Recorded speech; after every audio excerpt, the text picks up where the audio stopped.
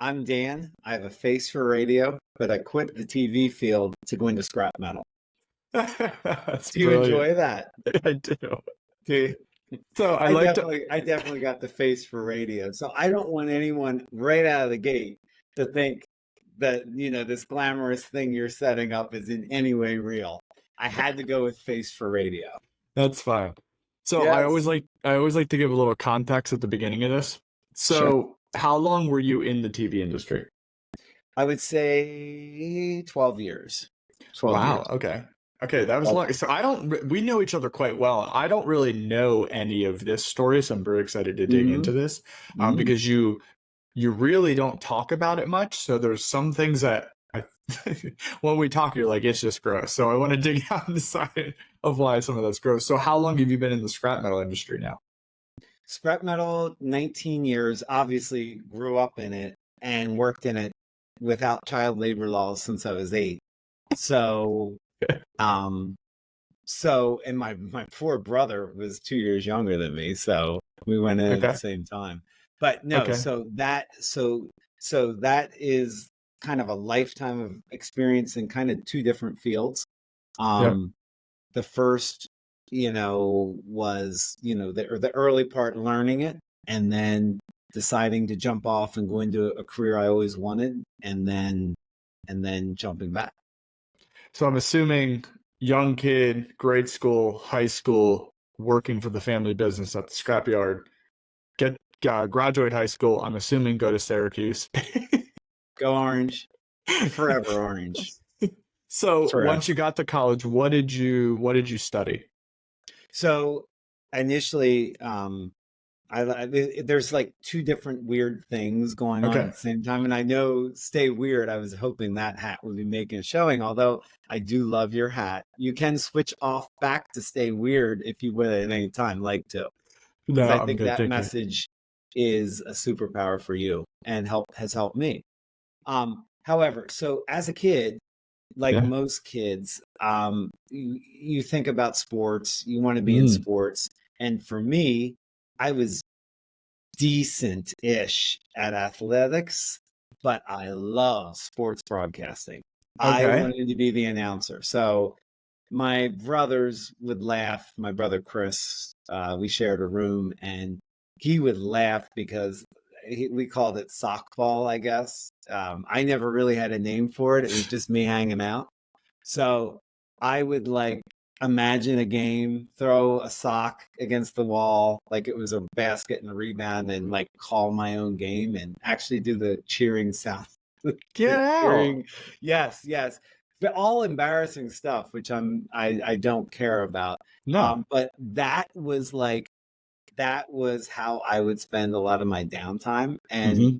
and then back out on my court in the backyard, imagining games, ending games, buzzer beaters, which Yeah. never went in until I shot them 4 times. But they did go in eventually. So that was kind of like, that was what I always wanted to do. I wanted to be a sports broadcaster. From being really young, I weirdly loved orange. I think it's a vibrancy thing. Okay. There's something to colors, I believe, and what they say about you. And orange is the color of vibrancy, and I feel that I have some vibrancy. Yeah. Um, so I loved orange. And Okay. I remember when I was a real little kid, my dad and I were watching a football game, and whole family's Steeler fans, and I didn't really like the Steelers. And they were happening to play the Broncos, and they're bright oranges, and I was like, Dad, who's that? And that, like, it just stuck right there. So that was my Broncos thing, my Syracuse thing. I mean, we're talking 6, 7 years old, and I've followed those teams forever, Wow. all based on color. So my dad was really excited when I made my college selection based on the color of the school. But Syracuse has always been known for top-notch sports broadcasting, Mm. top-notch broadcasting. It's really like, if you go through the lineage, it's Dick Stockton, Marv Albert, Bob Costas, Ted Koppel, and like a slew of announcers. Right now, Mike Tirico would probably be the biggest one of the bunch. Um, that is current day, but all kinds of celebrities and sports, mostly sports, but sports and news broadcasters. It's a pipeline to ESPN. It's weird because ESPN as an entity didn't exist till 1980. And like did you exist in 1980? You did 1984. not exist. Yeah, you didn't exist yet. You were the LA Olympics. You weren't Moscow. Um, so that was like that was a dream to go there. So I was like, I was so psyched when I got into Newhouse and so excited about that. And I lasted a week in broadcasting. Really? Why? I realized I was not good at all, and it was like I could tell right out of the gate. And when they're there, they know that a lot of people just have that superficial dream of, being the sports broadcaster. It's a very, you know, superficial thing that they know that. And I think they try to weed people out right away. Like Ian Eagle, who just called the NCAA championship game on CBS. His son, Noah, is 25 and both went to Syracuse. He's calling games on NBC, CBS, and all this. So Wow. they try to weed you out really quickly. So they shifted me to production. I lasted a semester in production, and this is the point where you can say, you just helped me set the lighting up for this. Is this the time? Is this the time when we do that? No. So I want to backtrack a little bit. Okay. Before you go any farther. So did you ever get a chance in high school, since you were doing some of this calling stuff when you were a child? Did you ever get a chance in high school to do any high school call games? Or so your first experience was your first week and saying, I really want to do this. Holy shit, I can't do this. Right. Exactly. And you know what? To the point of what you and I are both involved in now is helping kids see careers before they go to college. We had none of that. Like, we didn't even have a broadcasting class. And I know some of the public schools around me at that time did, but I went to Catholic school and that didn't make the cut. So there was no broadcasting class, no opportunity to do some of that. I really didn't do anything until summer internships. So I didn't know what I didn't know. I was really good friends with the Channel 8 news director, our family friend, Ed Wickenheiser, who was really a legend in this area. So I met with him a couple times. And he's the one who told me about Syracuse, which I already kind of knew, but he encouraged that. So that was honestly, going into a career blind is so different now. And thankfully, we have so many people dedicated to showing kids careers early. Options. But yeah, at that time, I had no understanding of anything. You just knew you loved sports. You knew you probably couldn't make it from a sports aspect, and this was an avenue you probably. I don't know. It was quite clear that, yeah, 8 deep on the basketball bench behind the starting quarterback, which but you were probably controversial because I probably should have been 7 deep. But that was very clear that there was no path there. You were probably first string on softball, though. Yes, softball, man. It was like softball. I've never lost. I'm undefeated, still undefeated. It's honestly the longest winning streak ever. So why did you only make it a week? What were you bad at specifically? I was bad at just presence, pace, poise. And really, when you really boil this down, I mean, a lot of times people think of the TV business, and it's changed like so much lately. I mean, now there's no gatekeepers. Just like this show for you can create your own audience. In the past, it was a gatekeeper deciding if you were good enough to make it. Yep. And obviously favoritism, there's so many things play into that. Now the audience decides, 20 views, 20,000 views, 10 million views.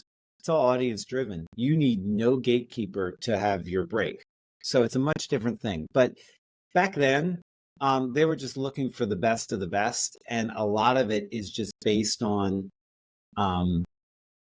poise and how you present yourself. And I was probably, to your point of not having any experience before, I was probably way out of my league. And I'm sure I could have stuck with it. No one kicked me out, but it Right. was evident this is not my path. Okay, so then you jumped to production. What did that? So Mhm. did you carry that for the rest of your 4 years at Syracuse? No, I did production for a semester, and but it sucked. First of all, I hated it. Okay. Um, Why? so some people have a really good knack at at seeing content and deciding I can write content. Yeah. But really it started with, I remember the first thing was just shooting a newscast and figuring out which camera to take and when we're going to the second person on the set and when we're jumping back to the third, things in your ear talking. None of that were skill sets for me. And I'm not good at thinking on my feet often. So that was a no-go. I also like shot angles, the little details like lighting, things like that. They they were in no way was that something I was good at. So, So do you think that's it's a very detail-oriented job? correct. You always have a way of succinctly Well, saying, no, and because I know you, I would say that it's not your superpower, but that's because your other areas are so much stronger. But I wouldn't put the finer, like the data, the finer details, all the things that you don't like to worry about. Yeah, you just fell into that path and were like, oh my God, this isn't for yeah, me either. So what were you thinking at that time after that semester? You had to be like, where am I going? yeah, there was a lot of thankfully I was able to do a lot of core Okay. classes, so I wasn't behind. I still graduated in 4 years. But yeah, it was like Was it a didn't little know, traumatic? not traumatic, because I Okay. knew I could always dig myself out and figure it out. At the same time, I also, weirdly enough, I was always great at math, but Hmm. I had this math 183 class that I was taking sort of just to fulfill a requirement. I was like, oh, there's three easy ones. That I got like the worst grade. I think I got C minus, the worst grade I've ever gotten. I had this German professor I didn't understand. TA was useless. And so I was kind of like questioning everything. I also was pledged to fraternity that semester, which Oh my yeah, parents I can were see that. thrilled with, absolutely thrilled with when I showed up for Easter with like a mohawk that I had gotten when I was passed out. It's not like it was So like not like I was restrained. It was given to me, and then I had to show up on Good Friday morning the next day. So So yeah, just another context point. Can you tell yes, the sir. audience what your brothers do for a living and with the Mohawk story that you just Oh well, yeah. They were not at the time Catholic priests, but I have three brothers who are priests, and I'm a scrap dealer. It's all So good. yeah, I want to ask you one question about the fraternity because I wrote a college literature paper about fraternities and how No, I can annoying they only were. imagine. I can only imagine. Yeah, you know how I love buying I friendships. actually, I actually, this is probably, I don't know if this is legal anymore, but I actually have my You would. candidate You and it's orange. paddle that my buddy Matt Guzzo, my little brother, made me. Okay, Um, so to one counteract me and two agree no, with me. Give me one good reason to be in a fraternity and one reason not to. very good question. Reason not to is if you're too deep into it, you limit meeting different people. Ooh, good one, Dan. Well, it's so true because honestly, what is a fraternity other than, for the most part, finding similar, like-minded people, which is kind of the counter to going to college to make new experiences. Now, not exactly true, but that is something, and it's probably why I never lived in the house. Mm. I always wanted one foot outside and one foot inside. My college roommate who set me up with Deb, which is an amazing thing. So I owe him my life. Um, he he was pledging too, so we kind of Okay. just did it together. Sure. Um, but yeah, I think the counter would be not to be, and I always hated the whole rushing process. It's so superficial. It's so some people. You told me not to be at the beginning because you told me it would limit your horizon for meeting new people. So why would you be in it? Why would I be in it? Yeah. Yeah, for first of all, for social. I mean, Okay. God, it's like parties every weekend, access Sure. to everything. I mean, Sure. why not when you're Yeah. in college? You know, Mohawks. right? Mohawks, which led to no hair at the end of the day. Maybe it was a precursor. Maybe they just knew what was coming. Maybe they knew what was You said, coming. but you better ride with this while you can. Yes, yes. I actually thinking about that. I think it was actually the night after our Hell Week when this probably is a decent branch off story. These are other reasons too, or not. You could probably put these together. We did a pledge trip to Ohio State, Okay. and we had to have a scavenger hunt. And one of the items was an umbilical cord. Okay. And I was able to get an umbilical cord from a woman who just delivered. This What? is back in this is 19 spring of 1989 or 90. This would be 90 because I started in 89. It's so different walking in a hospital then. Like we walked around this massive hospital in Columbus, like floor to floor, no problem, walking through the maternity ward, and I needed this thing. So I wanted to get the best item. So I did come up with it. I just sweet talked this woman who had just given birth, and she gave it to me in a baggie. It was great. That So doesn't surprise me, Dan, because that is your superpower. You know, I talked right. about how you're not detail oriented. Your superpower is people, right? Yes, people is my thing. I love people. I love That's people. amazing story. Is that your party trick when you go to a party? Is that the story you tell? That or the naked burglar. So that's a whole different one. Well, we will get to that one later. Sure. Okay, so all right, so you're figuring out you're out of production. What do you finish college? What did you actually get a major? Like, what was your major that you finished with? So thankfully, by my sophomore year, um, I I wasn't like psyched about it, but they had this thing. See, I didn't even know this. This is, and again, I mean, my kids who've Yeah. gone through college know so much more than I did. I was just not prepared and not. I think we were just exposed to so much less back then than kids are exposed to now, which is one of the bonuses for them. But I didn't even know this track existed, but it was television and film management. Okay. And no schools, like there were very few schools that had this. So I was very lucky. Most times, even now, most schools have a general communications degree. Syracuse never had that. It was television, radio, film, it was advertising, it was, you know, different aspects of the business that you could get a degree in. But thankfully, that came along, and I was like, you know what? Let me give this a shot. And I absolutely loved it. So, Awesome. like, having we had professors that were still in the business, like at TV stations, Wow. adjunct professors, and just people who were on Madison Avenue and who knew the world of advertising as it was. And I remember my one of the first classes I took, we had to do like a 300-page report, basic project on a product and take it from start to finish, build an ad campaign, build everything out. And it was amazing. It was one of the most favorite things I did.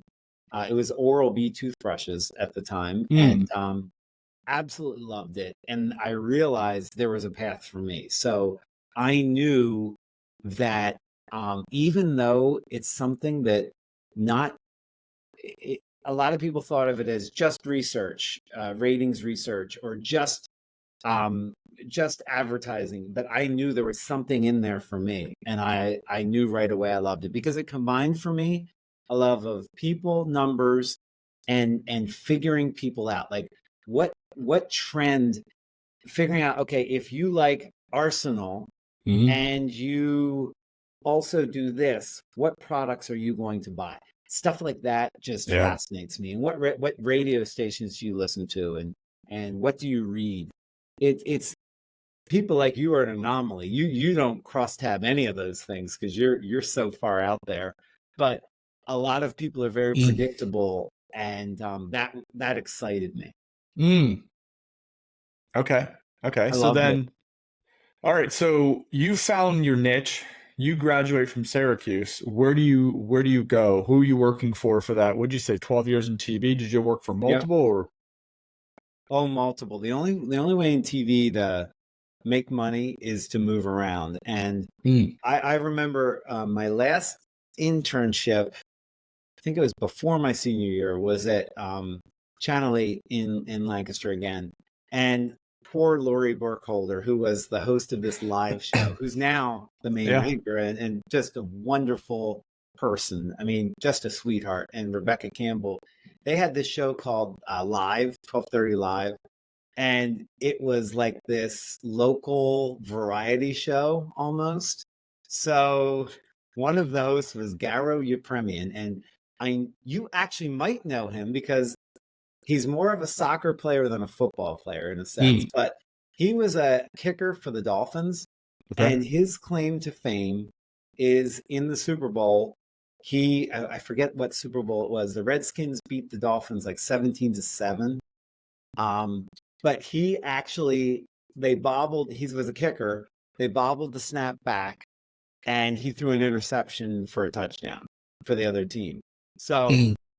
wasn't a big highlight reel for him, but it was Yeah. something that stuck with him forever. But he Sure. was one of the hosts, and it was just this variety show. I didn't want that internship. I really wanted to work for the research department with a good friend of mine now, Jim Berman, who's a general manager in South Dakota, who, ran through CBS in Chicago, really smart guy. But that was taken by another friend of mine. So I had to do this show, and I didn't love it, but what I did is I did all I needed to with the show, which involved a lot of production and things I didn't like.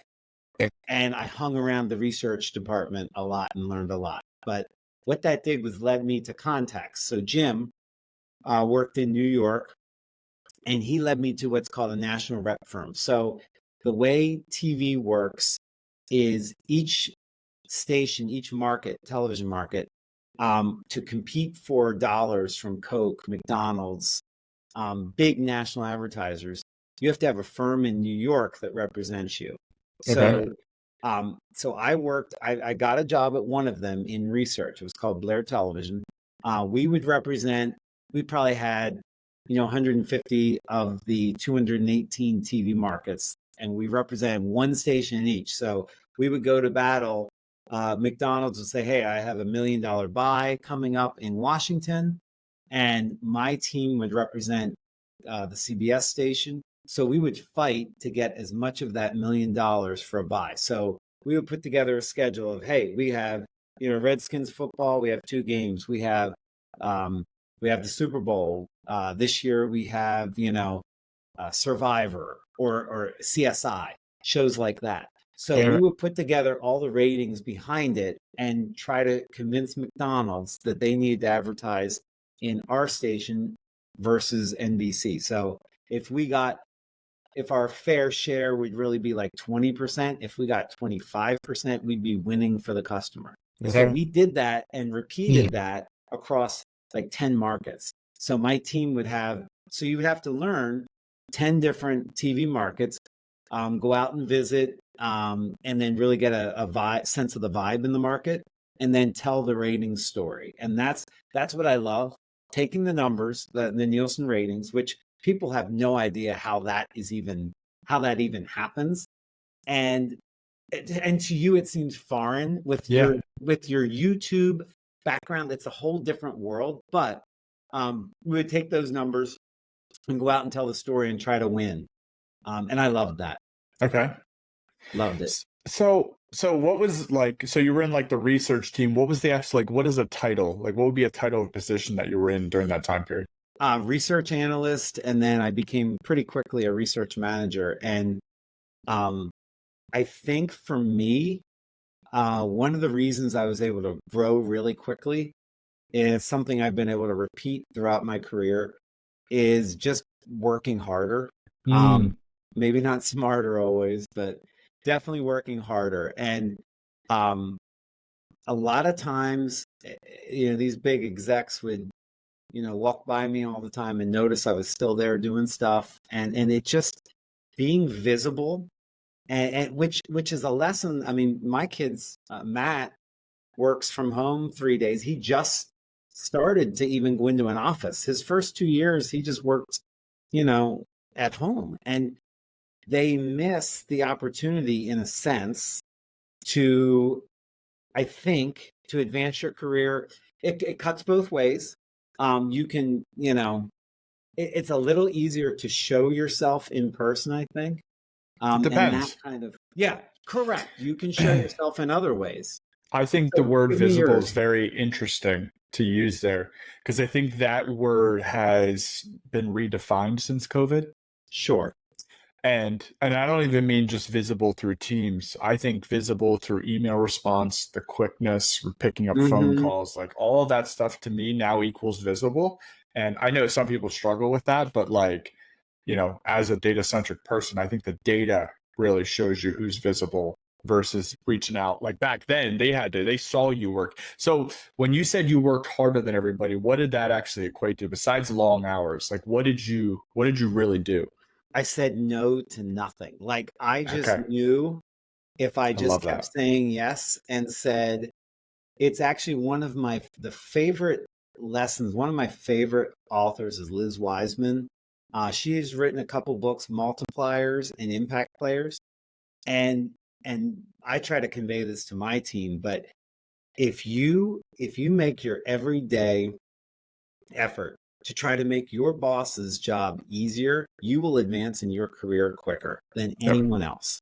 Mhm. It's not your agenda, it's the team's agenda. And I don't mean to say just the boss, I mean to say the agenda of the team.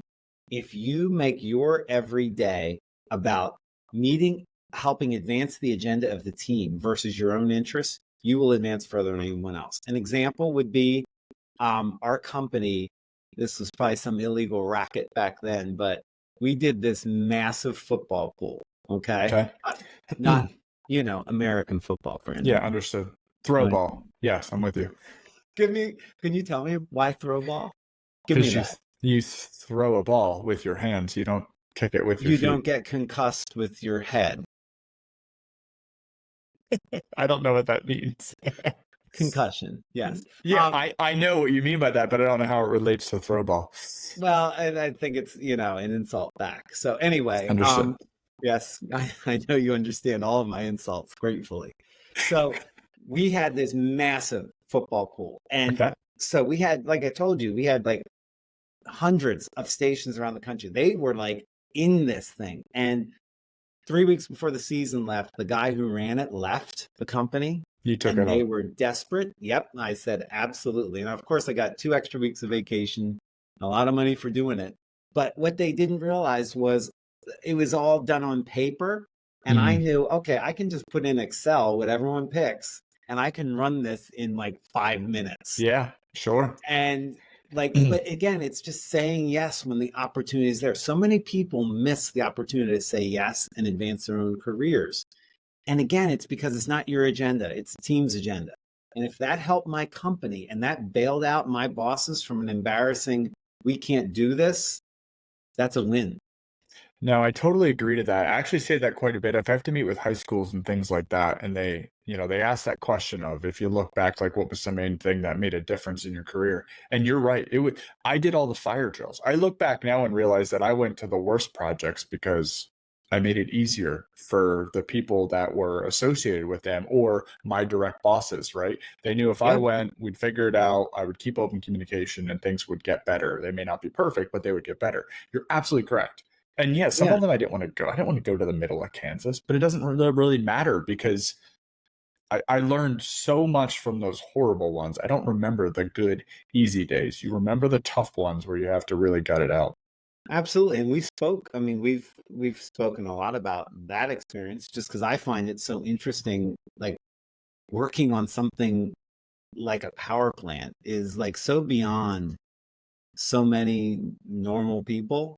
Like Mm, just hearing those details is fascinating to me. So the things you learned because you said yes to that and dealt with a really rough bunch of leaders there, or one in particular, yeah. that kind of defined you in a sense, and really taught you lessons you probably wouldn't sign up for again. Yeah, totally. And it just made everything easier, right? When you Yeah, go through that really tough stuff, everything from there is like vanilla. So, like at work now, when people are like getting upset with things, it's like laughable to me because I'm like, no one's screaming at you. Like, what are we worried right. about? So, yeah, Hmm. it's interesting. Um, It's so true. so as I'm walking down through some of my questions, like in that role when you were the manager, give me a day in the life of like what did that look like from a Oh, research manager? it looked like failing. Um, it looked like, because honestly, I was 24. I did Okay. not deserve to be a manager of people. Mm. Um, Did you know how to? I guessed how to. So Yeah, but I you're knew good with people, basic. Dan, so that's the hardest part. Yeah, but that kind of somehow it kind of made me a little more forgiving with people. Okay. And to your point, which you've helped me understand a lot. And for the background for all your listeners, we were in a Vistage group together for a while. Brandon and I are very good friends, so we have. I want them to understand that we've had lots of discussions, Yeah. and this help is well beyond this podcast. But the I didn't have the metrics to measure anyone on, Mm, so I was doing these rote reviews, which were nothing I created, and it was something I just had to follow and check off. I had a basic understanding for what everyone was to do based on what I was doing, sure. but there was no other than the the things we had to get done. There was no way to measure success. Um, Subjective management. yes, subjective management, because while we were doing the research behind the sales, um, like it was very hard to say that your insight on the psychographics that told Coke that NASCAR is where they need to be in Memphis, it's hard to tie that to the increase in share of dollars that station got. So it's Sure. very nebulous, and it was very hard to do that. Um, and it was, but but I would say it provided a great training ground for sales. Eventually, when I eventually got into that, I knew everything cold, and the buyers wanted to talk to me because I actually knew what I was talking about. I was not a I was a salesperson who wasn't a salesperson. Sure.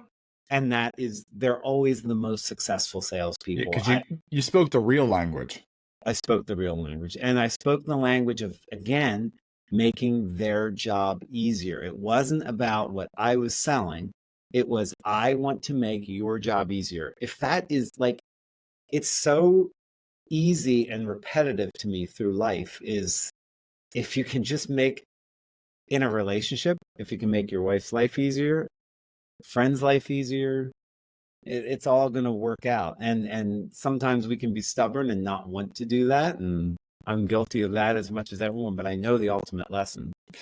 Yeah, I don't think you are as guilty as you think you are. I think you and your team, like it's very clear the value of your company now, which we will get into, is your customer base and making Mhm. their lives easier, whether that's just appreciation or your 24-hour turnaround for a dumpster, like whatever that looks like, you just focus on making their life easier, and that will always bring success because it always has, and it will always because you're putting other people first.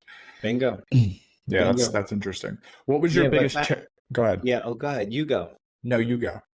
I was going to say back to, because I do feel um the learning, and it's a point you've made before.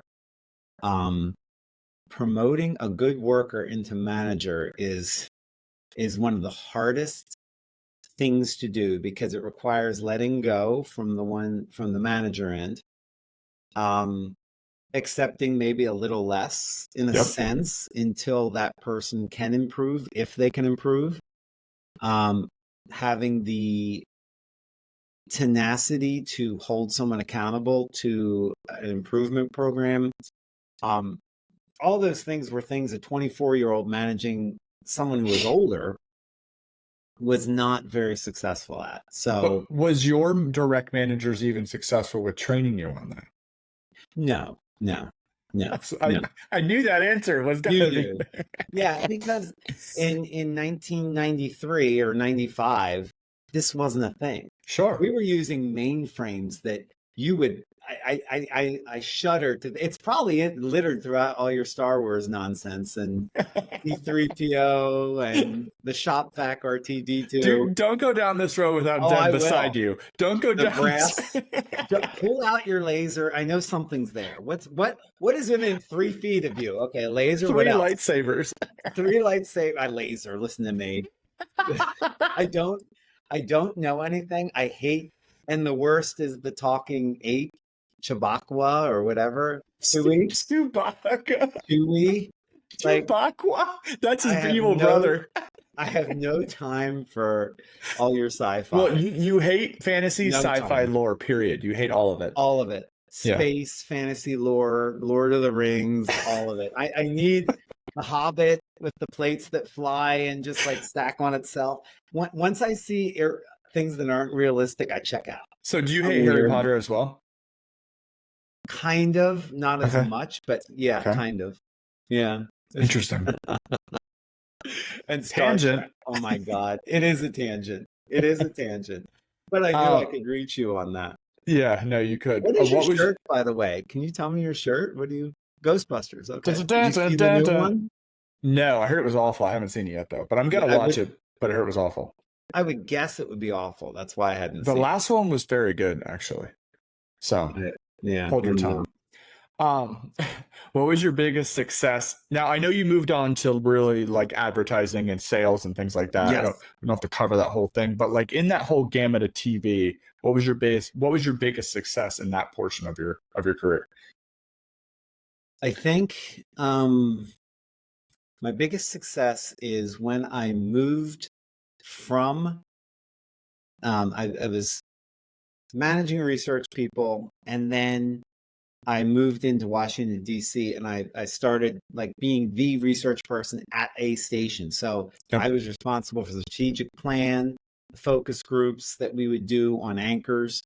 And I think when I became the one person responsible, I think that really was the jumping off point for me to really be able to leverage my people skills and my knowledge of research at the same time. So I was able to be involved in what news stories do we need to get us another 10th of a rating point to beat the competitor on the last day of sweeps, like stuff like that. Gotcha. Loved it. And working collaboratively with teams, like with the news department to figure that out. And then working with my sales reps to help them on their specific buys per account. That's really where I shine, because I was able to work the whole gamut of what happens at a TV station in every area, community relations. It was really fun for me. And I loved every part of that. But there was a point, my son was born in 1998, and I was doing okay financially, but I realized, hey, I'm kind of doing all the work for these salespeople who go and have a lunch and smile, and maybe I could do that too. Gotcha. So I had people in my court, my old boss, Pam Barada, and a lot of people in my court who advocated for me and gave me that chance and pushed me. It took some convincing for me, because I shuddered at the word sales. I'm like, sure, I am not a salesperson, and I hated it. I hated that word. You're a But human relations person, which is sales. I guess, But yes, it I like wasn't back that. then, right? Sales was, I'm assuming, because I was, whatever, Yeah. 10. It was Shut up. it was still like I can imagine the movies of the used car salesman, and I feel like in Right. TV it would have been just as bad, but I Oh, don't know. worse almost. Okay. Yeah. Okay. Almost worse. Although we did have it was weird. And so I did jump off to that. And again, I realized that it all is about making now someone else's job easier. So if I could be the guy that we would sell, Walmart was notorious as a customer. Like they just like they shop, they bought the lowest priced ads. You had to like go so low to compete. And Mm. then when you get them, they it was an understanding that they're going to get bumped. So you had to find replacements. It's called make goods. And like imagine selling a Super Bowl spot and trying to make that good with something else. Like, sure, that 50 rating for a Super Bowl, I could give you 70 newscast commercials. They're like, no, we want the Super Bowl. So it became a thing of convincing people and really selling constantly in ways that were not revenue generating sales, but kind of just negotiating constantly for um, to make things work. And that Wow. trait was every day, every minute, because we were oversold, 15, 20%. That's the model. And you would Wow. just try to shift people from things that they wanted into things they would accept. Wow. So it's kind of, I guess, relating to in your scheduling world, it's kind Mm-hmm. of like you have your preferred customers, you have your more loyal customers who are going to give you the business more often, and you have to find a way to work everything else out. Yeah. And it can become very difficult. But this, like I said, was an everyday routine. It was a grind that way. But that's where me having the knowledge of all the ratings, I had more credibility and I did my own make goods. Like Yeah. some people had their assistants do them, but my buyers knew I was doing these make goods. So they knew that I knew what I was talking about. And I could say, you know what, guys, this show last year, the third week of February, there was a huge snowstorm. So that influenced those ratings that day. You're not going to get that this year. Like I knew those little details Wow. that made all the difference. So it's a geeky Wow. thing. That's super geeky. I don't know if It is. I don't think I've ever wrapped my head around that side of you, Dan. Oh yeah, That's I it. do have that. It's very strategic. It is strategic. It's strategery, as President Bush would have said. It's So, strategery. so I want to move out of the TV industry. Before I do, what is one thing people don't realize about the TV industry that they should know? Ooh, that so few homes make the decision on a show if it stays or goes, if an ad works. In a market like, and the different methodologies. So, like a market like Lancaster, Mm. I don't even know. They might have people meters now. And Lancaster, York Harrisburg is a bundle. It's called a hyphenated market. At the time, I don't know. I think it was like a mid 40s market, which is not a small market. Like obviously, New York's number one. You have, Baltimore's in the 20s. Pittsburgh is in the 20s. So for Lancaster to be 44, it's not a small market at all by any means. But it was all diary dependent. So usually in a diary market, the shows or the stations with a stronger name recognition always win. Like people will write down things they didn't even listen to. So you're depending on like filling out a diary actually of what you watched or listened to in the last week. And I can see your head spinning and look at accountability now. Like so this is the thing people have no idea. So now what they have done, and they may have changed this again. I am so dated because I've been out of the business for 20 years. But bigger markets at the time moved to people meters. They first had household meters, so they would get a rating for a show based on 400 homes in a market of 2 million. Wow. So 400 homes, representatively sampled, was always said, but how the hell, like, I still don't believe that's accurate, but I sold them. But 400 homes deciding if shows should stay or go. And the interesting thing, and then they moved to people where they would actually figure out the 12-year-old girl in the house watch this, the 37-year-old man watch this. But it took so long to do that. So that's why you have all these shows on Netflix that were canceled in the 80s, 90s, and whatever, making huge comebacks because they had fan followings. Like Arrested Development got canceled. You have a lot of shows critically acclaimed that just would get shopped. So the power of those Nielsen ratings would make or break studios, would make or break everything versus a true box office. Box office is how many people went out and spent money on this movie. Yeah, I mean, YouTube is how many people are watching. Yes. My problem with this whole thing is you're telling me millions of dollars were traded back and forth on decisions with data that didn't actually make sense. It didn't, no. And TV data, another thing people don't realize is to get counted, you only need to watch it for 5 minutes of 15. So that's why when you see stations play games with like commercial stacking, like they go real long, like a lot of times it's very notorious, the 11 o'clock news, they know exactly what time to go to hold the weather until that Yeah. first break, so you get the credit for the first 15 minutes. It's like there's a lot of things like that that still happen. But yeah, it's a very interesting field. Whereas what I love about new media is so accountable. It is metrics and it is only that. Yep. It's unforgiving. Yep. And there's no gatekeepers. I think that has changed our world so much. Well, you took all the power away from, I mean, you can see why TV is such a power hungry industry, right? And some of the gross shit that's gone on in that world. Absolutely. Because if you sit at the top of that heap, there's not a whole lot of accountability besides what you say goes. Yep. To a degree. You have to have some success.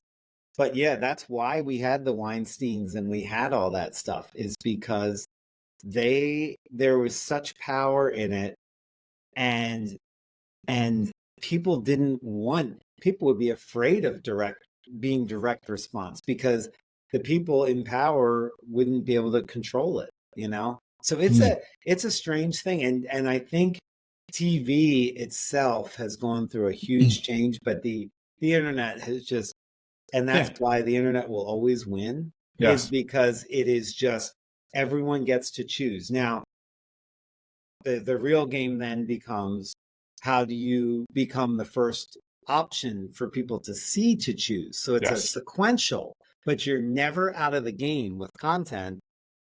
Even if you're not good at that, you're never truly out of the game because the content is the decision maker.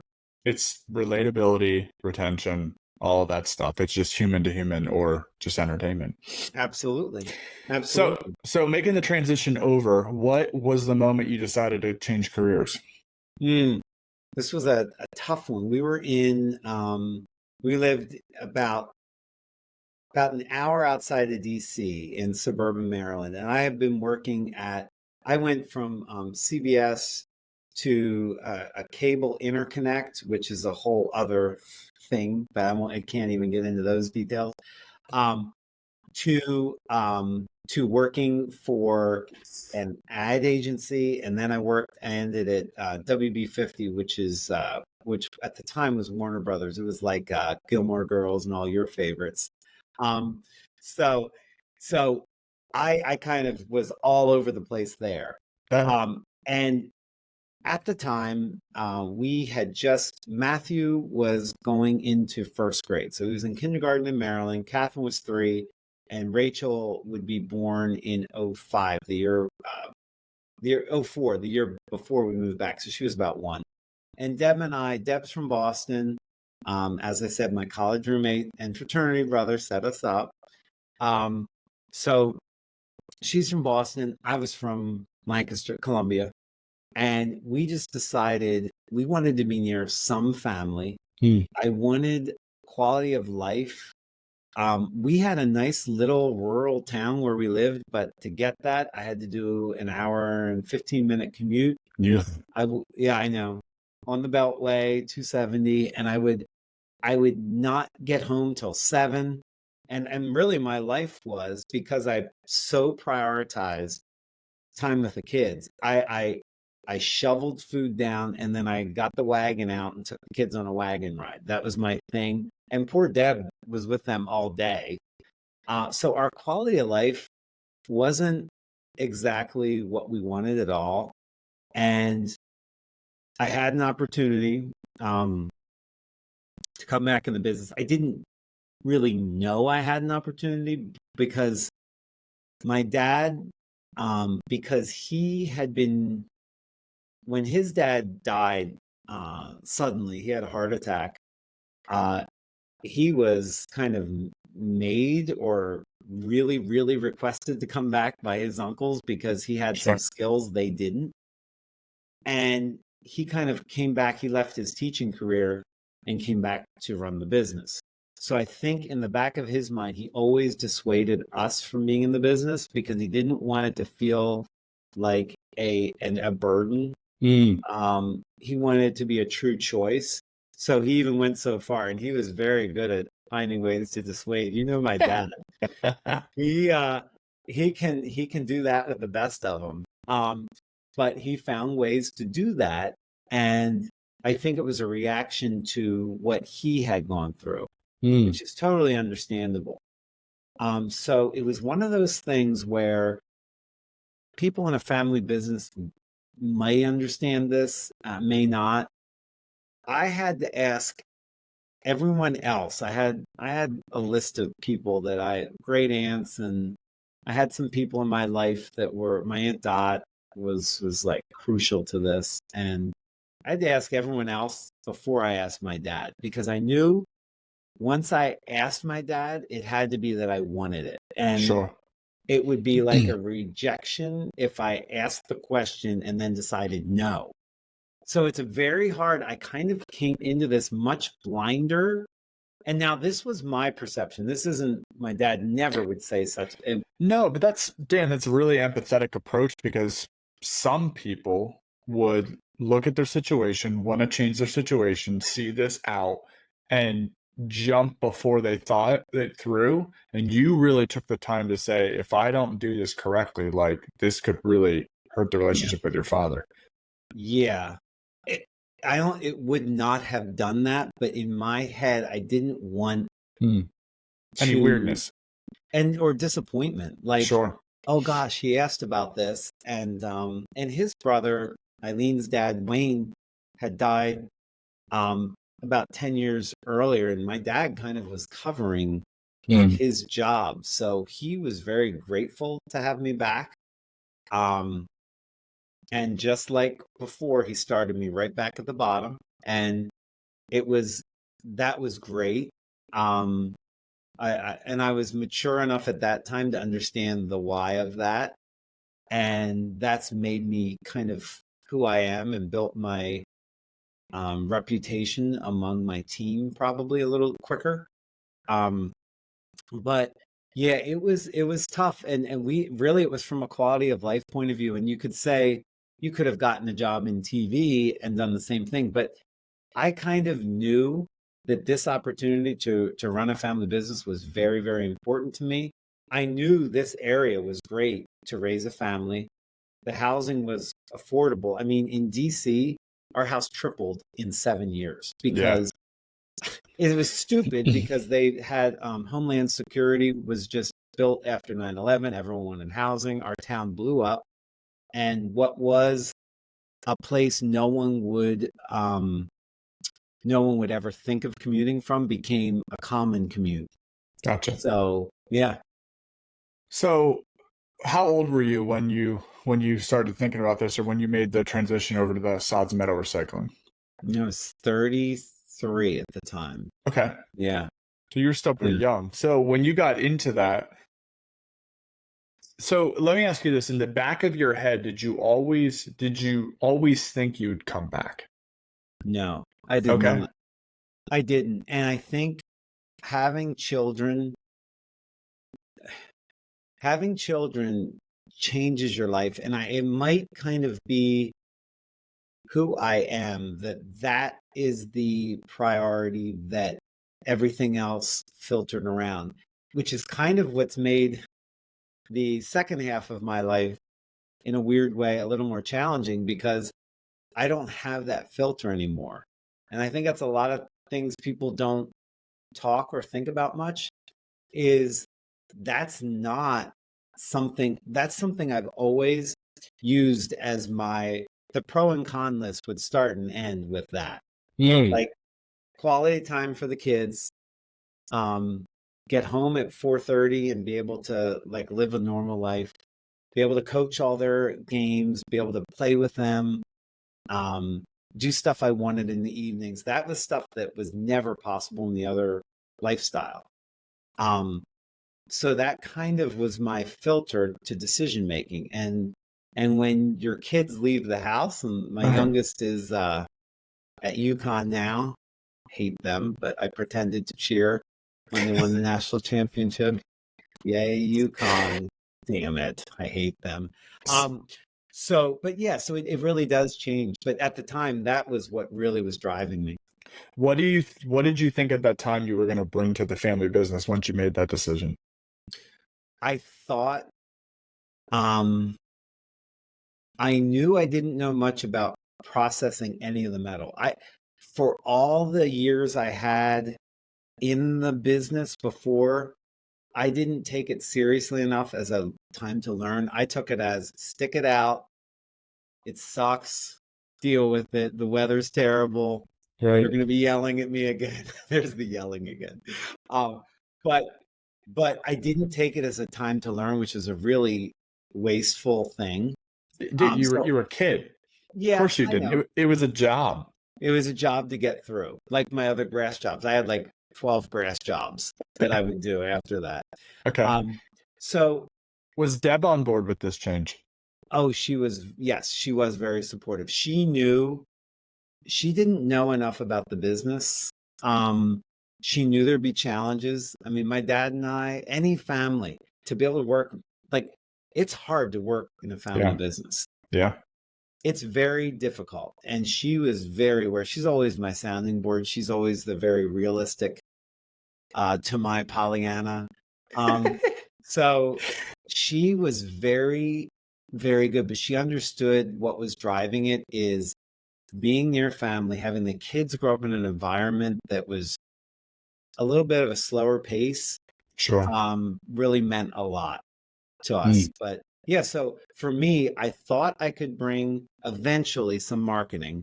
Okay. I knew no one was embracing it at that time because the industry would hide from regulators. Like we had our industry was hated um, for like for reasons of some, there's some people in the industry who don't give us a great name, but now we're recycling and sustainability. We're really doing the same things we've always done, Yeah. but now it's branded better. Sure. Um, so yeah, I knew I could bring some marketing. I just didn't know when. And at the beginning, it didn't seem like it would ever come.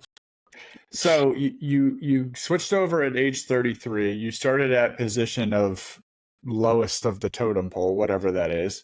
Yeah. And you're president, whatever, CEO, whatever you're claiming yourself as now. What was that transition Team time? leader. Yeah. Um, so probably I have to really think about this. I think that was probably like a 10-year Okay. transition to that. Um, my Uncle Mike and my Uncle Frank and my dad were in the business at the time I was. My brother Tim came in for a few years and then I think I scared him into the priesthood. Um, and I love my bro is so good. I would recommend his homilies on YouTube. He's very funny. Ooh. He brings in the family, he tells embarrassing stories about our family all the time. He's at Seven Sorrows. My other brother, Kyle's at St. Joe's in York, so they're both local. And Chris is in Boston. But yeah, so um, it was like just I would say at the time I just didn't know I didn't know really what I was getting into, and I just knew eventually I would gravitate to what I knew best. So I quickly was able to learn the business, make relationships on the ISRI, the national, Yeah, and I became part of the ISRI board. I got involved with that really quickly, which really helped me network externally. Um, and then started understanding scrap pricing and the formulas and how you have to buy scrap to be able to make money out of it, to take all the expenses out and understand a lot of accounting that I never knew before and kind of self-taught.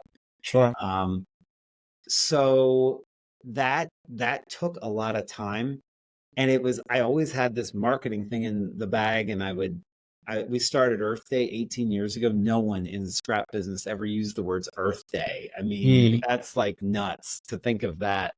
But we knew we could position ourselves in that way, and gradually we were able to build on those things. And I think when my dad um, saw that we were having some transition, and he yeah, knew his brother was going to be retiring. My uncle Frank retired, I think at age 59. Um, he knew he would have to accelerate Mike and me at that time by putting us in leadership. yeah. And that's kind of, it was his willingness to do that that allowed us to grow. And that was helpful. Did you apply the same thing you did in TV where you just tried to work harder than everybody else there? Yep.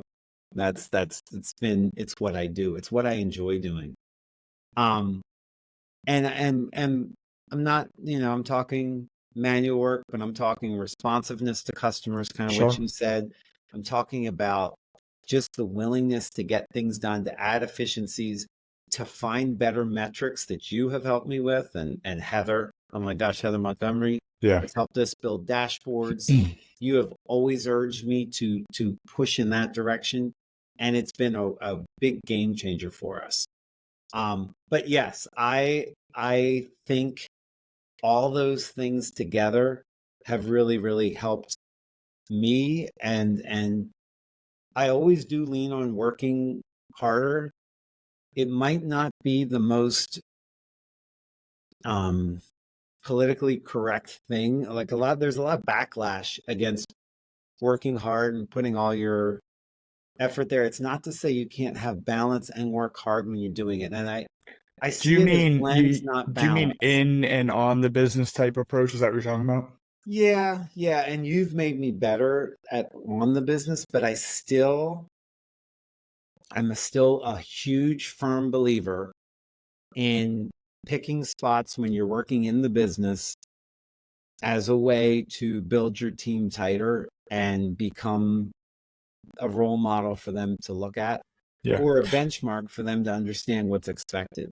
No, I totally agree. I think it's if you can pick your pockets where your superpowers apply, in whatever avenue that is. Like I just had to put a presentation together for a coworker just the other day because we had to send a technical proposal in, right? Like, and nobody's done that, so I had to look it up online and come. Like, you just jump in for those very Mhm. specific things. So that's still in.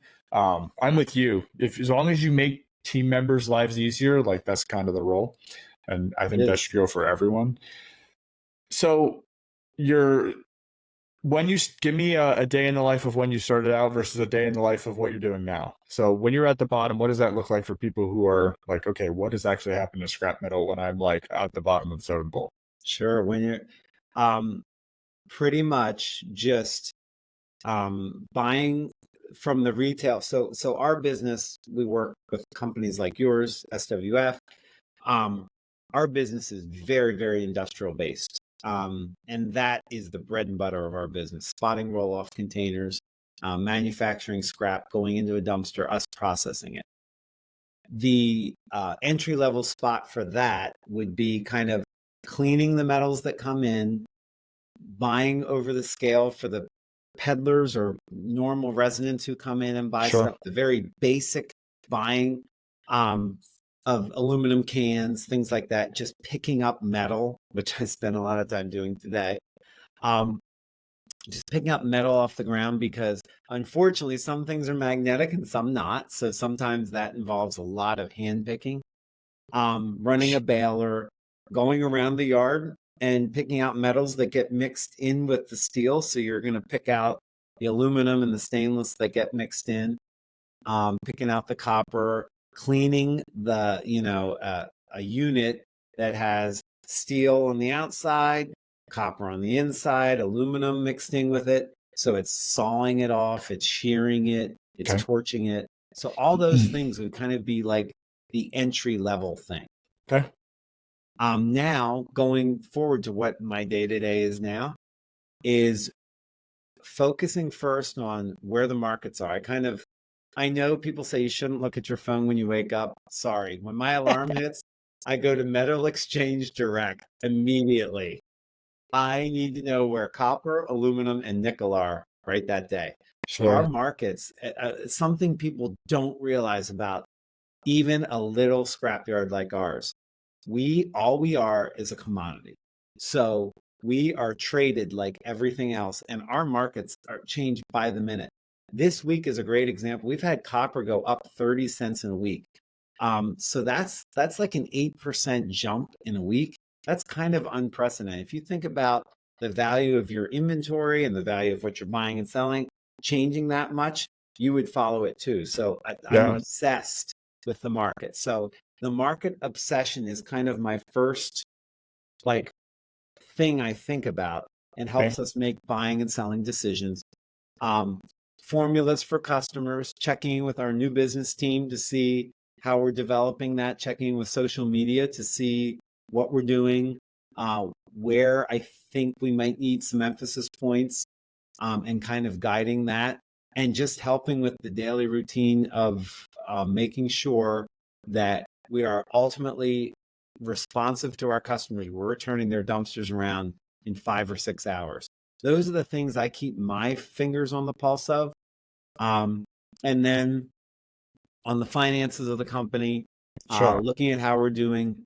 And now lately, I've been spending a lot more time thinking about the company and our growth and new opportunities. I know you're laughing because you've encouraged all this.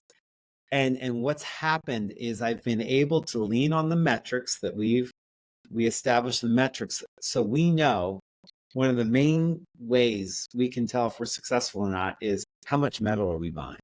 Yeah. So those metrics help me keep everyone accountable to that, accountable to our performance on sorting loads, our performance on how quickly we're picking up loads. Those are the metrics that matter for our business. So it's allowed me to take a more big picture view. And Heather again has helped us create that. That's made all the difference in that. So I've been able to think about, hey, what if we teamed up and looked at demolition? Or what if we looked at this new piece of equipment that can really set our processing 2 steps ahead of where it is? And those kind of financial analysis, and I've brought on some expertise to help me look at that. So it's kind of been an interesting shift, but I still keep my hands in it a lot. Probably too much. You'll probably lecture me on it, but I'm okay with Everybody's different. I'm okay with the balance I've struck. And I'll tell you, like 2 weeks ago, I started with the health thing on my phone. I've never tracked steps. Oh my gosh. I realized like just basically I can do 14,000 steps in a day just by working. Jeez. And then last Friday, I have to tell you this, king of the riding mower. Last Friday, I cut my grass. And these are things I never would have noticed. I have 4/10 of an acre. Yep. And honestly, it was an extra like 6,000 steps. I never thought about that. And my whole thing is, why are we all hiring people to do things like this and then going to a gym when Don't you know. could kind of get that figured out? And I know you have an obsession. You're not getting steps, but you're getting peace of mind on that lawn, aren't you? I sure am. How How did now? Can I ask you? yeah. I'm going to tangent this. Is the lawn driving you nuts now that you have rain in the forecast? Is this like throwing you? I want to get Oh, under your skin a little. Shit. no, not at all. I actually mowed last weekend, I think, for the second time, and then I'll Yeah, but then probably you're off schedule there's no because schedule. I because of my setup, I figured it out. We're good. okay. I'd love. Do I you have a bag all my tour? grass, so it's not a You bag how much grass? uh both my front and backyard. Like, is it a lot? Uh, yeah, I don't know, probably 3, 4 acres maybe. Doesn't that time bother you of stopping? Like that sets me off. No, I've gone I away from bagging because of that. I bought a mower with a 14 cubic foot bagger that I can back and just dump into my woods. So that's why I bought it that because I like bagging my grass. Oh, so you just back up and then hit a button and it dumps? I pull a lever and it dumps, yes. I never knew these things existed. That's why I did it because I was so, Oh especially my because gosh. leaf cleanup for me is the most irritating thing on the planet. I hate Yes. leaves. So we have a ton of trees and my wife will not let me cut any of them down. So I bought this specific mower with bagger because I can literally suck up all the leaves, back up, dump, suck up all the leaves, and it takes me way less time. I love that. Do you know we've cut down 2 trees and I still haven't stopped the leaves. Deb hates this, but the ones that are the helicopter Yeah. propellers that are thick on one end? What they do is they get in all the slats of my deck Yep. and I And you have to can't get get them my out. shop vac out and a knife and Yep. pry them. I've cut 2 trees down and they still like I don't know where they come. They are not traceable. What are they? I hate that. They're zoning in your deck solely. Oh, they are just absorb and they fit the slot perfectly. They nestle in there and they know I can't. No leaf blower works, nothing. It's a knife. So let me get back to Tangent. this. How does Uh-huh. TV Dan help out Scrap Dan now? Well, it's been so I would say um on the surface, Scrap Dan has always been good at thinking of ideas and ways to position our company and which outlets to use. I'm very good at that. So when we decided to start a podcast, I What's that knew podcast called? it's called Dumpster Talks. It's amazing. Yeah, You sit in a dumpster. we do sit in the dumpster, and you guys shivered your butts off in our dumpster. That's I okay. thank you for doing the January showings are not as popular as the April and May. We had a pretty good weather that day, actually. It was okay. It was Yeah, okay. I did was- have to have my knit hat to cover my bald head, but so we knew putting it in a dumpster is an interesting setting that people would talk about and think about, and heck, their service is dumpster, so it kind of Yeah. made sense. So we picked a good setting, and but all of that would mean nothing if I didn't have my young crew. Like they have, through their own eagerness to have pride in the company and push the public perception of our company out there as a company that promotes from within, encourages career growth, and looks to help everyone find their career path, whether it's with us or elsewhere. And I've helped people find jobs in other companies because I believe in these guys and they have given me, the source of pride they have in our company. I think that honestly is one of the things I'm most proud, that they have such pride in the company that they're willing to just promote us, not on the company page, but on their pages. As a leader and member of this company, that has accelerated because as much as I have the ideas, I'm still hesitant on putting myself out there. I have this thing that you would know more what it is. It might be false humility. I don't know. You can brand it however you want. But I do have a hard time with it. These guys, it's like second nature to them because they grew up with this technology. Sure. So that I would say I would still not be able to capitalize if I didn't have the crew that I have. I'm lucky enough to have that's pushed that. Yes, I want to talk about that for a second. I equate that to company engagement. That's what I wrap it in my head as. And because from a safety perspective, that's my real push right now for us in the construction Okay. industry.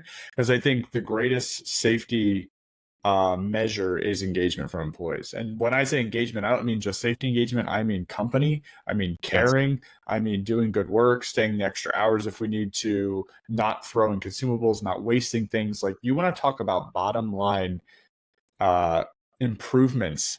That engagement word, I think, and like you're using it for social media. I know it's hitting your bottom line because they're efficient. They help customers. People want to come back. People, they're hosting the podcast, I think, at your Vegas thing, right? Yep. So, like, the exposure you're getting, not only from an employee engagement standpoint, but their day-to-day work, because they care so much, will automatically be better, be more efficient, and more engaged. You are so correct on that. And it's funny, you tie that to safety. So many people would not think of that tie-in. They think of safety as a very technical thing. And safety can be a technical thing. Sure. But I don't know about you, but most of our workers' comp claims are simple trips and falls, carelessness, not the massive equipment that we have that could kill you in 2 Yeah. seconds. It's and where you can trace that to is care for the other people around you. When you have that care for the company and care for each other as a team, and the only way you build that is through your culture. And it's definitely directly related to safety. The other part of that I really like to push, and when we launched our first set of core values, blameless problem solving was the one I fought for to have.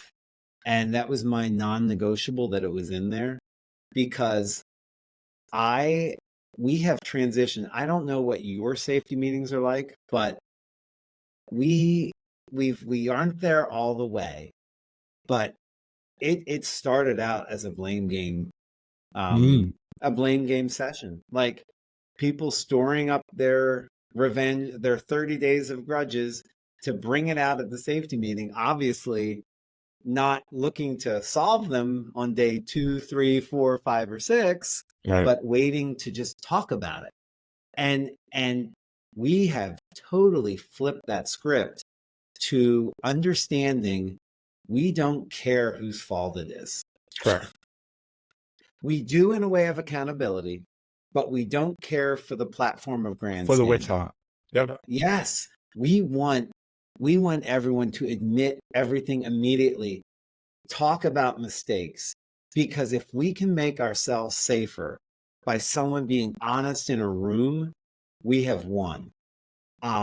Like if someone can honestly get up and say, I did this happened to me, and it stops someone else from doing that same thing, that's exactly what we want.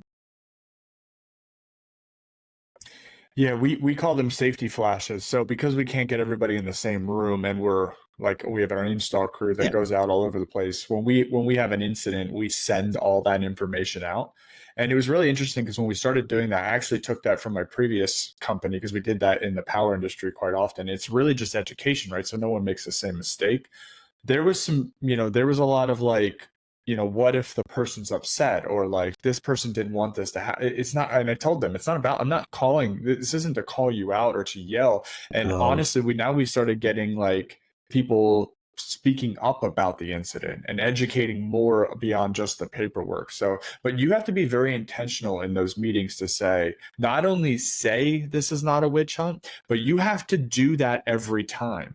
Because if you say that and then you call somebody out and make them feel uncomfortable, your words mean absolutely nothing. And that goes with cost data, that goes with safety metrics, that goes with accountability metrics, that goes with a lessons learned, a project that failed. Like, it cannot be this is someone individual's fault. Like, we can talk about how we got there, but we gotta spend more time on how it never happens again. Absolutely, Bud. And to your, which I think the piece to that that's invaluable is making data a non-personality thing. Like, data is not personal. Data Correct. is data. Yep. What happened is an incident report. It's not about the person on it. It's very impersonal. and it's all being used to make us better. And Correct. that is so hard to do. Human nature interferes with that all the time. And we both, I mean, as much as we want to not have pride, everyone has some pride. And it's humiliating sometimes to have to admit. I've had to admit things I've done, and I do that in front of the company all the time. Um, and I mean, we could also, the other piece to this is the mental health piece that I think ties exactly in. And for me, seeing a counselor and telling my guys I'm seeing a counselor, I know that's going to have a bigger impact than me pretending that those in trouble are seeing a counselor, or like praying for those in need. Like, it's us. Like, Yeah. if we think of ourselves as us, and it's the same mindset, all these things trace back to the same thing. Putting ourselves in, it's empathy. It's putting ourselves in the position of others and just understanding and helping all of us through, and not saying, this is like, I'm here to help you, or I'm here to mentor you. I mean, how how outlandish is that, to say that, as if you're not going to learn just as much as I'm going to teach you. I think the easiest way I comprehend that in my head is if you live your life that everyone brings value and you view that for every relationship, I think it changes your complete view and setup to every single conversation you're about to have. And I didn't always have that. I didn't even have that last year. So, but that really has changed. Like if I'm going to meet somebody new for a breakfast or meet them for the first time on a call, I do a ton of research on those people now because I want them to know I cared enough to really look into them to see what they've done for their career. So I make sure I can have something to bring to the conversation about them because it's not all about me. And I was not always that way. I agree with you. And it's not just the call. It's, it's looking at a homeless person. It's Mm-hmm. looking at someone in need, and not thinking I'm here to help you, thinking I'm here to be with you and understand. And in those relationships, often I learn more than they learn from me, because I get a amazing clarity of gratitude. And and I think that's been for me a transition in my life, when I've been able to slow down. I mentioned kids being out of the house, and that gave me a lot of time back. When I look at all of those relationships, the totality of those relationships, I actually think I've had greater growth from just empathizing with people and learning from them than helping people. Like, Yeah. I think that's like a complete different way of looking at things. And I did not have the maturity to do that a couple of years ago either. Yeah. Yeah. That's a hard one. That's really good, Dan. It's true. And sometimes you have to take the time to sit back and think about it, because it's not apparent. I And know I it's not. don't slow down enough and think about things like that. Lately I have. It's So, because you've given yourself more time. yeah, I think so. So I want to wrap up the scrap steel piece, and I have a couple kind of personal questions at the end of this. So my last question for this, the career change into the scrap metal, how do you balance tradition with innovation? Because I know tradition is a huge thing as a company business and also your family's legacy. So how are you balancing that? What I've tried to focus on, and you are so right, and there's a lot of feelings with tradition. Yeah, Tradition, of course. and you know that from your, Yep. father-in-law. There's a lot of feelings with tradition, and it's having the empathy again and respect to understand that all the work that was put in before gives pause to just changing things. Mm. I defer to not changing things, and making sure that there's a really good reason to change things on a list of, there's always different priorities, but I always defer to that, and probably change things slower than I normally would, because there's that respect.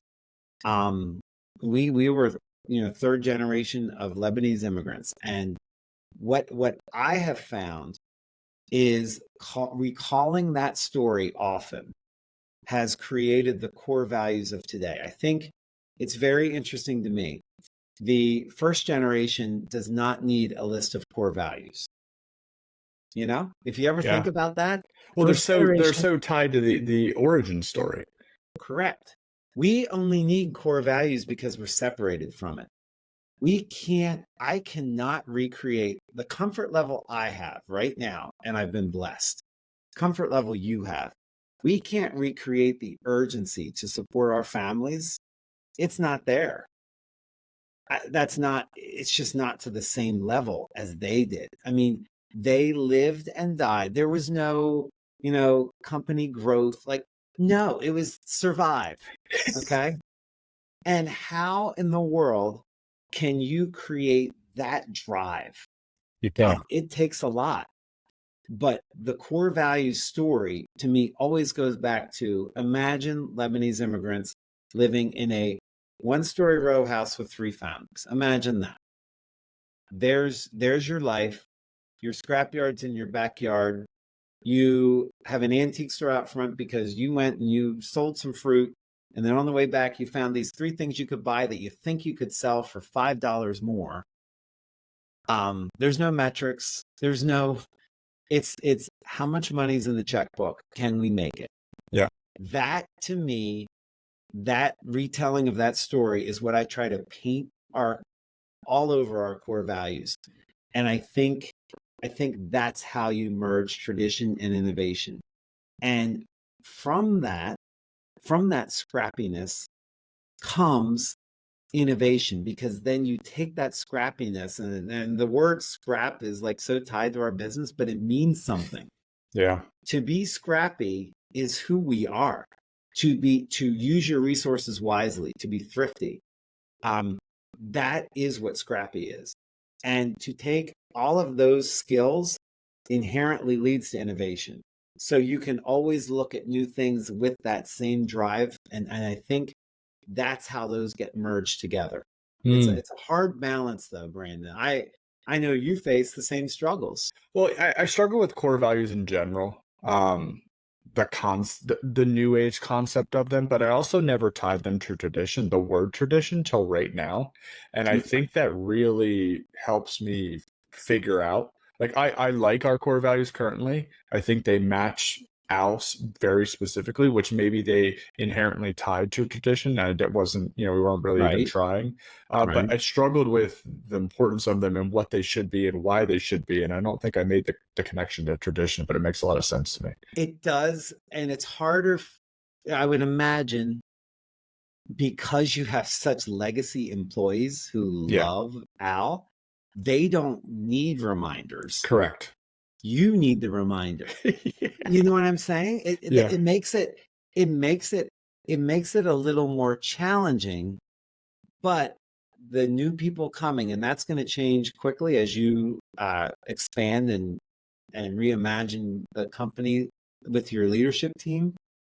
The need for that is going to be so much greater, and how that you have such a great story, and how that can be conveyed in a way that your language speaks, I think is really important. And I think you have a lot of it. I think you just maybe haven't connected the dots back to the garage.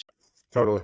No, I'm with you. I totally agree. It actually makes way more sense now than I think it has in a long time. So thank you for that. Yeah. Give me one piece of advice you'd give someone seeking a drastic career change. Yours is find your why, because your why was family. It was family. And I'll tell you, my why has gravitated to mentoring now, which is interesting. It's because your kids are out of the house. Correct. So I need someone else. But no, it's so true though. And it would be find your why. And it would be, I thought 33 was late. Now I'm 52, and 52 is not late. Like, the artificial time that we put on ourselves is like crazy, because we're still living in an age where people get Social Security at 65. And the reason it's insolvent is because people are living to 95 and we haven't changed anything. Like, that's just stupid. But think about that. Think Yeah. about the life expectancy, and our heads are still in that model, and what work means and what play means. I mean, there's so much blending of it all right now that nothing is too late in life, and no side gig is too unimportant to start. So going back, I would have probably tried to do this a little earlier. Yeah. And not waited for something to force my hand, which is really a weak way to think about it, but not waited for life events to force my hand, but really proactively go after it earlier. And do what you're doing, Brandon. You're living your passion on your day job and your side job. You're just having fun. So no, it's true. Have fun, and in that fun, a career can be built. And maybe Yeah. it's a side career, maybe it's a second career. No, I That's what agree. I would say. Because the world has changed so much that the normal boundaries don't matter anymore. Yeah, there are none. I No, agree. thankfully. So with your TV background, with your marketing background that you're doing now, and I think you guys do that very well, and you personally also do it well, what are 3 tips for someone looking to do marketing or get into marketing? Oh, yeah. So I this I could give you 3 tips, but there's one that's really, really going to be the most important of Then give all. me one. It's authenticity. You can't fake it. You can't hire your way out of it. You can't delegate it. I think it's so hard. But one of the reasons I will never have a marketing only person is because I need that person to be touching metal. I need that person to somehow be living the life we live to convey it. I'm a huge, huge believer in literally getting your hands dirty to be able to market something. I think influencers, spokespeople are great. There is a way to succeed that way, but over time, consistency and building a solid, loyal fan base, there's nothing that beats authenticity. You can't make up your passion for Arsenal. It's there. You can't pretend it. You can't pretend it into existence. So I think authenticity is all that matters. Now, you can learn all the skills of marketing, which change every week. And authenticity, and honestly, you're right. There is a second, being unafraid. And I've scored hundreds on authenticity. I'm at a 55 with unafraid. So I have a lot of work to do there. You have far surpassed me with your parking garage pictures. Being unafraid. There's one And dropping tomorrow, so make sure you keep an eye is it the out. same damn garage? Can you just give me a different color? Can we go to parking level 5? Can I get an orange in the background with a 5? Give me something I different. hate it here. Are you on the railing? Are you on the railing this It's a time? good one. You'll like it. Okay, just don't jump. Every time I'm like, just don't jump. But being unafraid, and you are so confident in who you are. I have some work to do there. And it's not an age thing. It's a growth thing. That being unafraid and being authentic are the only 2 things that matter. And people will gravitate to that all day. People want it because people admire it. They see it, it stands out, and it's like, wow, because it's such a hard skill to have in this day and age. And I look at the youth a little bit, and I think nothing but great things of our future generations. I am probably of the belief that the greatest generation, I know this might be heresy, I don't care. I think it's coming up. I feel so strongly about what they're doing, especially in the trades. When I see people like they are, I'm part of the Lancaster Chamber mentorship program. My student at Donegal and the group at Donegal, and the ones I see from all over, I am just thoroughly impressed. And I think our best days gratefully are ahead of us. But I agree. oh, it's so clear. But the the constant editing and photoshopping and all that stuff in time, and I think it's a youth thing. In time, I think what's more beautiful is what's real. Mm. So while I may have a face for radio, I'm going strong with that face for radio because I think that ultimately will sell more than an airbrushed product. Agreed, especially in the world of AI, right? Authenticity is gonna reign supreme because of all the AI stuff. Absolutely. And it'll be harder to show authenticity. Agreed. Give me one tip for someone looking to get into leadership. That is a great, I think, learn, read, whatever. And I don't, when I say read, I mean listen. I Mm. mean, whatever your vehicle is. I'm not one to say, oh, reading is better than who cares. Yeah. Listen, be open, learn from people younger than you, learn from people older than you. Don't think anyone can't teach you, and get involved in as many peer groups as possible. You were the lifeline that brought me into Vistage. I'm part of the High Center. And I have all of my team at the High Center. What a great group. They have so many peer groups. I think there's like 50 in this area now, just through the High Center of family businesses. So anyone with a family business should be doing that for themselves and deep within their company. It's a very affordable option, but just being with as many people as possible. And when learning needs to be expanded, learning is not just books, learning is not just seminars, learning is not just certifications. Learning is everything you do every day to open your eyes a little more. And that is time spent with people. That is organized sessions that you go to a conference. It's networking in the hallway. All of it's learning, and none of it is more valuable than any other piece of it. I just feel that you have to get all the at bats. You gotta just be out there, always seeking knowledge and seeking people, and collecting information and context. Yeah, I totally agree with that because I wouldn't be sitting here doing this if I wouldn't have taken a chance and started my first YouTube channel and learned how to edit, learned how to light video, connect everything. Like this wouldn't have been possible without that for however many years I've been doing it. But just Absolutely. figuring all that shit out that was so irritating and frustrating. But like, you're right. It's all going towards the 1% every day. Every day, James Clear at 1%. And it's like one of the best habit forming mindsets you can have. It's just 1% more every day. And anytime you're trying to build a habit, whatever that habit is, it's that if you can just do that and keep that together, it's a game changer for you. And I credit you with all your at bats. And I know you have more room to grow in networking events and I coming do. out to things in person, which I'm going to continue to encourage you to do.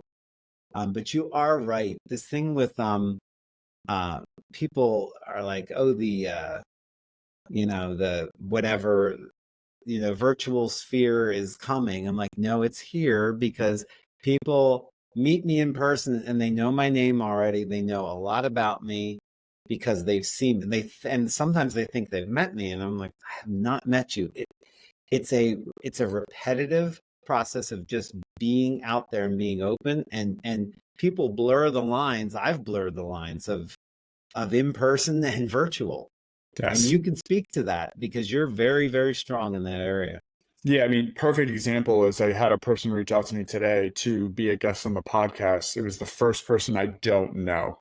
And that was a Mhm. huge win, right? It was, oh, I see you have a sign up form on your LinkedIn profile. Do you mind if I would fill that out? And I was like, I am honored. Like, you are That's the awesome. first person to ever reach out to me just because I've been posting clips about it, right? Yeah. And thinking that they semi know the kind of person I am. So it is absolutely possible the whole game of this is not only, SWF support and what kind of work we can get for the company and being that person out there and trying to do all this stuff, but also the personal brand of myself and what that looks like, in a collaboration. Like, it could be huge for all parties involved. And that's what I'm looking for. Absolutely. And your interview style speaks to collaboration. I know you have a list that you came in with, and you probably didn't expect some of the directions and some of the length because I'm not very succinct, unlike you. But you have rolled with it, and you understand probably a lot through the Dale Carnegie reading that you've been doing, and your interview style from your first podcast in the prior phase, which superpower, to now, it's completely different. So that's credit to you to be willing to, and your 70th podcast is going to be that much better. Yeah. And I thank you for that. You really, well, you even coached me when we met before I started this venture about staying off script, right, as much as possible. That's hard for me for sure. And I've really been listening to other people who are just starting out to kind of see and I really appreciate the rhythm. The Line being one of those podcasts, and I listened to his rhythm, his cadence is so good and kind of flowing, and then bouncing back to the structure, but bouncing away from it and rolling with the person. Yeah, that's always really hard for me, and I think that's just something I'm gonna have to learn over time. Because the funny thing is, when you actually go to chop up a lot of these, the unscripted detours become the best clips. Those are the nuggets. Agreed, because it's all impulse. Mm-hmm. Yeah, and it's genuine, and usually has the most passion behind it. Yeah, no, I agree. Well, Dan, we went an hour. You were my longest podcast to date. Well, we're going to be dropping viewers. You talk about ratings, baby. These people are going to be dropping off way earlier. Retention's going to be 10 minutes. If you made it to the end, you need some kind of prize. If you're still listening right now, send me a message and I will send you a hat or something. Oh my gosh, that's so funny. We'll give them all away. Thank you for honoring me to have you on here. It's been a pleasure. So what's really funny about this is I texted you this morning, and then this all came about in like literally 25 minutes, and we decided to do it tonight because you had some time. So it was my fastest turnaround. So my notes were like over lunch break, like slamming out. But that's the thing about this format is it's very easy for me because I think people are so interesting, and like there's no other content that I make that goes this easy. So I don't know, maybe we found something, but we'll see. It's because you're interested in others. That's what you should do.